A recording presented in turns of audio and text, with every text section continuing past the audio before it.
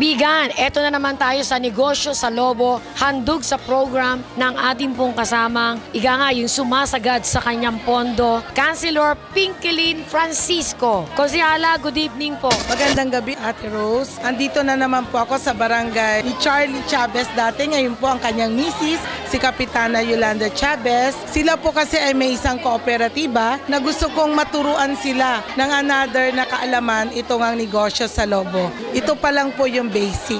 Ngayon po ay may 50 tayo hanggang 100. Kung sino po yung may mga oras na pwede pong dumating, welcome po sila lahat upang matutunan ang ating basic learning sa Lobo. Ano-ano, konsehala, yung mga tinuro natin ngayon? Ang tinuro natin ngayon, yung una, paano maglagay ng balloon sa stick.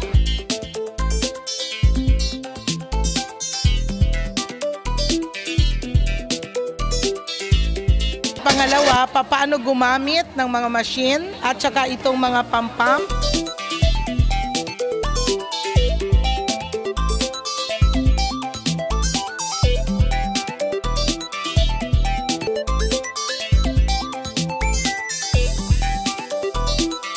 Second step namin, yung flower balloon na nilalagay sa wall. Sumunod po, ano naman ang gagawin pa natin? Yung twisting balloon, para pag may mga birthday party, nilalagay ng mga bata sa kanilang ulo o kung ano-ano pang design na pwedeng i-create ng mga kababaihan kung ano yung gusto nilang design.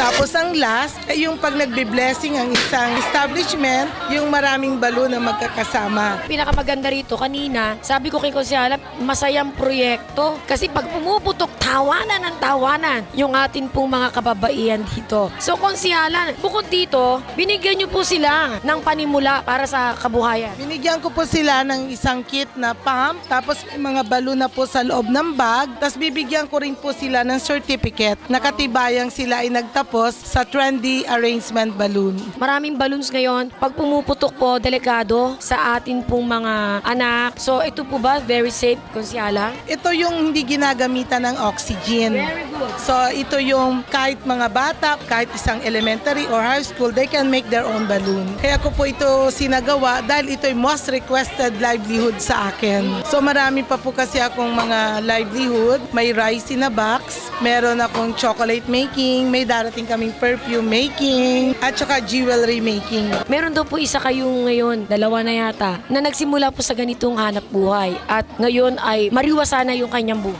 Yung pong aming trainer, nagsimula lang siya sa isang balloon, sa stick lang. Ngayon po, may tables and chairs na siya at meron pa rin siya ngayong mga photography and videos. Ibig sabihin, sa isang maliit na business ay pwedeng palaguin ng isang pamilya kung talagang i-concentrate natin yung ating sarili. Napakasaya. Ito yung klase ng proyekto na habang may nalalaman ka, nai-enjoy mo. Hindi makakalimutan ng mga participants. Plus talagang ito yung sinasabi nating kaalamang hindi makukuha at mananakaw ng kahit na iba sinong tao. Kaalaman pang kabuhayan na to eh. Especially itong barangay namin dahil nga isa kami sa mga barangay na merong kooperatiba. Ia-adapt talaga to. Sa lahat po ng ating mga constituent, isang napakalaking pasasalamat kay Konsehala Pinkelyn Francisco sa pagbaba ng kanyang mga proyekto dito sa aming barangay 193. Nag-enjoy ka. Wala yung mga stress mo.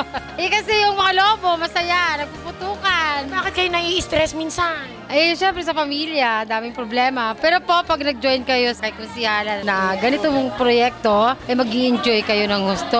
Mawawala yung mga stress nyo. Kami nagpapasalat konsehala, dagdag sa amin to, negosyo namin. Kahit maliit na puhunan, may papalugo pala nyo kasi sa maliit na puhunan. Kaya yung tulong na binigay sa amin konsehala sa ganitong proyekto to. Maraming salamat sa ibinigay sa amin ni konsehala, sa ibinigay sa proyekto sa amin, yung livelihood ng balloon making, paano pag-ayos. Ito yung may dagdag kaalaman, dagdag din sa po aming negosyo. Hindi lang sa amin, may share din namin sa ibang kakilala namin, sa ibang lugar. At saka ito, meron kasi kaming livelihood. Ito yung magagamit namin. Enjoy na enjoy. Konsehala, kamusta po sa inyong sa konseho sa Pasay? Ang konseho naman po ay okay naman. So kami ngayon ay may bagong majority floor leader na ngayon po ay magsisimula ulit ang aming pagtatrabaho after 1 year. Kaya po tuloy-tuloy po ang aking programa. Ito ay nadagdagan ng tulong aral nag-aaral sa mga elementary. Ito po yung mga scholar ko sa mahihirap na elementarya at high school dito sa lungsod ng Pasay. Ito pong programa ay hindi po lang sa June. Ito po ay hanggang ako po ay nakaupo, ang mga magulang ay pwedeng humingi sa akin ng tulong. Tuloy-tuloy din po ang aking katarata screening at saka katarata operation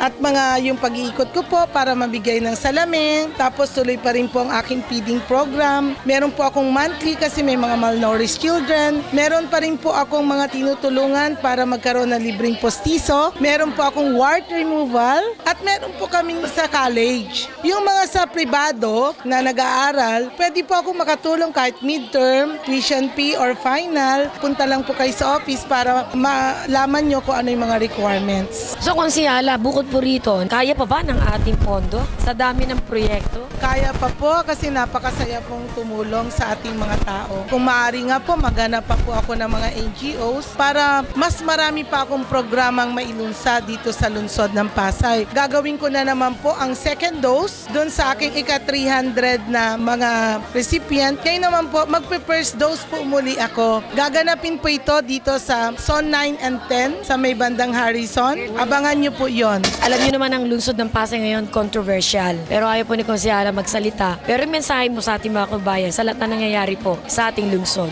Alam ko po na kayo ay sawang-sawa na sa mga isyu tungkol sa namumuno sa inyo. Sabi niyo nga, isan kami kukuha ng isang hope at pag-asa namin para sa aming pangkabuhayan kung kayo lahat ay nag-aaway. Kaya sabi ko nga po, sa aking opisina, wala munang kulay-kulay. Lahat kayo ay welcome. Basta kung saan po ako nagmula, andun po ako. Tuloy-tuloy po, katulad po nga ng aking sinasabi, serbisyo po munang mauna, unlad at serbisyo po ang hatid ko sa inyo. Mga kaibigan, nag-iisa lamang yan, Councilor Pinkelin Francisco.